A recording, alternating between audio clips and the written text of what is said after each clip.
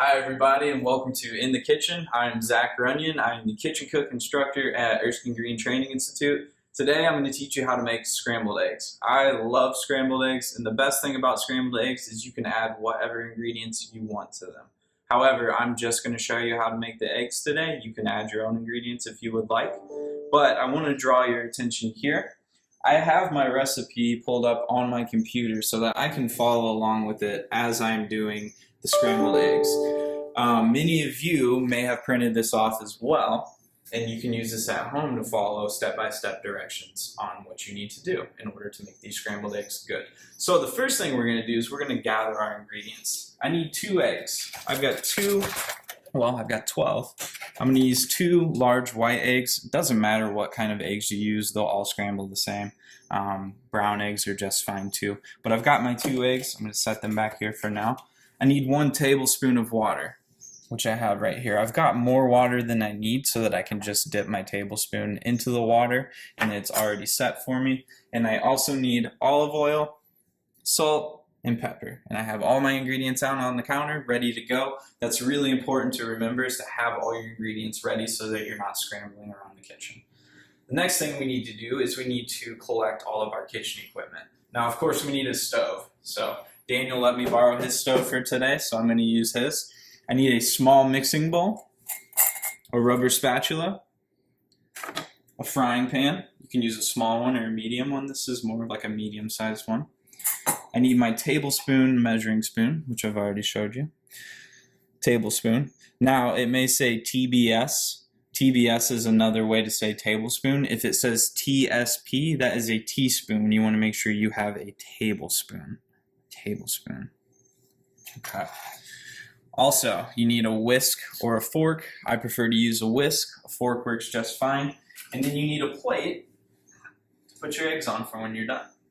So, I've gathered all my materials. I have all my ingredients. Now it's time to get started. I'm going to start with my directions. Number 1 says to place a frying pan on the stove. I've already done that. Number 2 says to turn the heat on to medium-low. So I'm going to come over here. I'm matching up where the burner is with the picture. So our burner's in the bottom right corner. I'm going to use this one, and I'm turning it to a medium-low heat, which is going to be between a 3 and a 4. Okay? It's going to be between a 3 and a 4. All right? It's going to take a few minutes for this to heat up.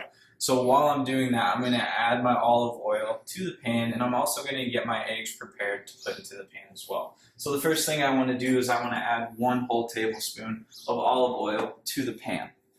So I've got my tablespoon. I've got my fancy olive oil.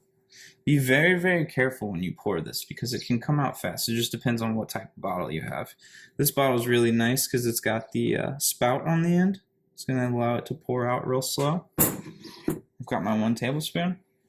And I'm going to try to kind of get my oil to go all the way around the pan. And this is still heating up, so you want to be very, very careful. Now I'm going to take my oil and I'm just going to kind of layer the bottom of the pan with the oil.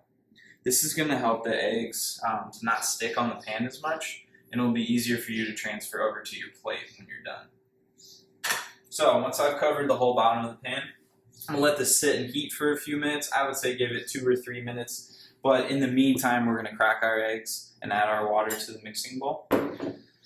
Very, very important thing to remember when you're cracking your eggs is don't just slam them down into the bowl. Be kind of gentle, but also be kind of rough at the same time. It's kind of a weird in between. You want it to be hard enough to make a small crack in the side of the egg like that, but you don't want any of the shell to break. So what I do is I make my small crack, stick my thumbs inside the crack, and just pull it apart. No shell was left inside the mix. I'm going to do the same thing again with this egg. See how I'm making a small crack? Opening that up. No shell. Okay. I'm going to get rid of my eggs now. I'm also going to wash my hands because eggs are one of the big 8 allergens, and if this gets cross-contaminated with any other foods in the kitchen, it could make somebody sick or give them an allergic reaction. So I'm going to step over to the sink and wash my hands first. It's important to remember when you're washing your hands to rinse your hands and your wrists before you even apply soap. You want the water to be nice and warm too. So, I'm going to apply my soap. Alright, so I've finished washing my hands. I'm going to come back to my mix now. So I've added my 2 eggs to the mix. Okay. The next thing I want to add to the mix is my 1 tablespoon of water. So I'm just going to use the same measuring cup that I used before. It's okay if there's a little bit of oil from earlier in there. So I just dip that in there, add my 1 tablespoon of water, and now I'm ready to mix. What that water is going to do for the eggs is it's going to make it a little fluffier. You can use milk as well. I prefer to use milk, but water is free. You can always go to your sink and get water. But if you want to use milk, you can use milk to replace the water as well. So the next thing you want to do is you want to take your whisk. You are going to first smash down the yolk a little bit just so it starts to get broken up. That's going to make it easier for when we start moving in a circular motion like this. Until the entire mixture looks yellow from the yolk. It should look a little bit like this when you're done. Okay. So, this has been heating up for a little bit. I'm going to add my egg mix, but it's important to remember that these cook really, really quickly.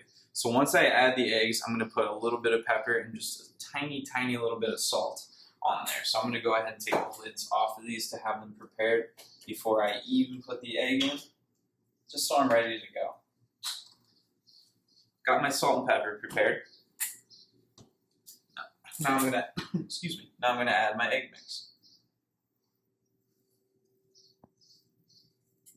Okay. The mix is added. Put some pepper on there. I really enjoy pepper, so I'm going to put a lot. And then just a tiny little bit of salt. That's it. That's all I need. You can always add more salt and pepper at the end if you would like, but this kind of starts getting it mixed in and gets the flavors mixed together. And salt and pepper is always something that goes really well with scrambled eggs. Now, you're going to see a layer start to form on the outside of your scrambled eggs. This is called setting. So the eggs are setting right now. When you're making scrambled eggs, and you see it start to set on the outside, you take the setting part of the egg and you just push it to the middle. I'm going to find another part that's setting and I'm going to drag it to the middle. Now, when I'm dragging it to the middle, you can see that more egg is starting to come in and fill that space. Eventually, that egg will become cooked as well.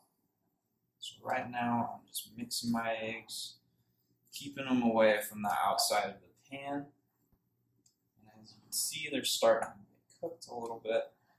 Now the way to tell when your eggs are done is that they will not be runny anymore. They will look nice and fluffy, like little yellow clouds.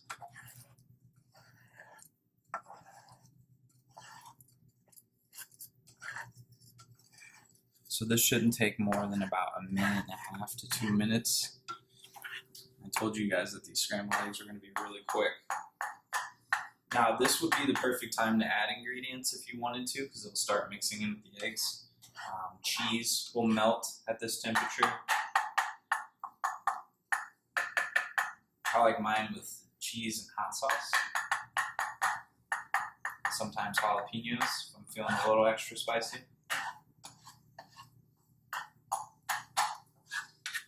Our eggs are almost complete. You can see that there's no more runniness.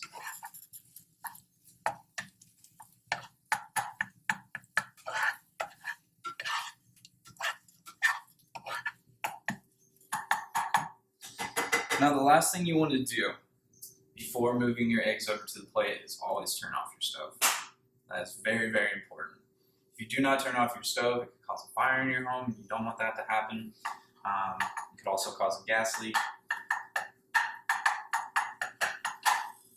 Eggs are done.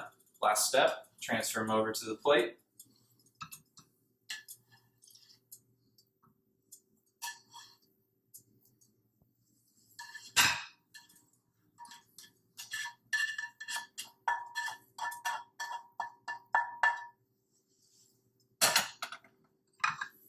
And they're ready to eat. Thanks for stopping by today, guys. I'll see you next week.